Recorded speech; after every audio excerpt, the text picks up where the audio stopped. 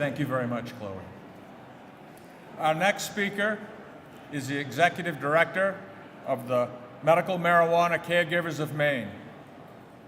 This organization came into existence about 7 years ago, and has provided incredible healthcare support for very needy people, end-of-life people.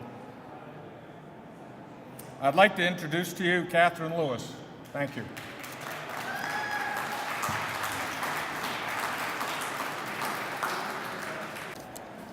Hi. I guess the question that we are all being asked right now is, why do we need medical marijuana program if adult use has just been voted and passed? Good question. It's one that we've seen in other states that have legalized adult use, and the patients in their medical programs have seen extreme reduction in their access to safe, clean medicine.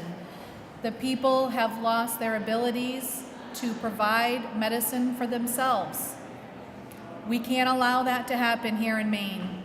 We have worked really hard since 1999, the people of Maine, to promote this program so that patients, people who are in great need, people end of life, cancer, MS, epilepsy, chronic pain, you name it. There are so many patients here. We have over 50,000 that we know of in the state of Maine that depend on this program, that have been developing this program. It's one of the best in the country, and we need to make sure that this year's legislation supports those efforts and continues to protect Maine patients.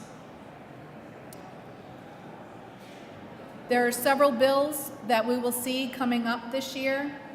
One of them I was just made aware that will help remove the charges for people who have been arrested for possession or cultivating of their medicine. Their records will be made clean. That is a bill that we need to watch and support. There is a bill that the Trade Association has suggested that Deb Sanderson and Eric Brakey are going to be putting in that will help expand the medical program by allowing patients to choose who they use for their provider. That will continue to maintain the rights of patients to cultivate their own cannabis at home.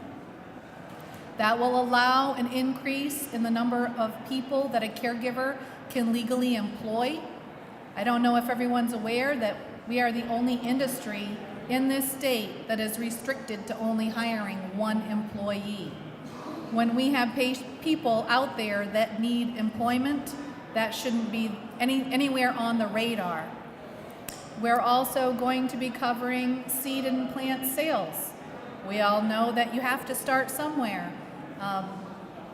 We don't want people to be criminalized for just obtaining the basics to get started in their legal rights.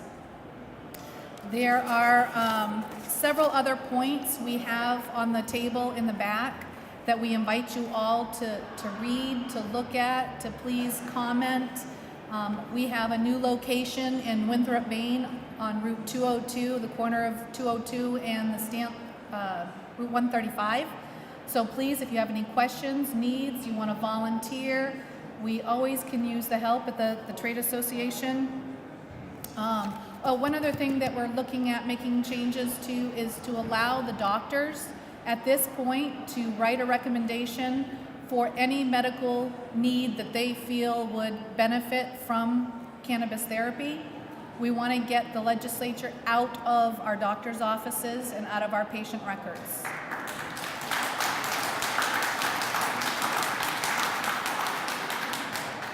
For those of you, whether you're involved in medical cannabis or adult use, if you know somebody who has suffered the effects of cancer, chemotherapy, MS, epilepsy, you may not personally have ever used cannabis, but you know somebody who would benefit from it.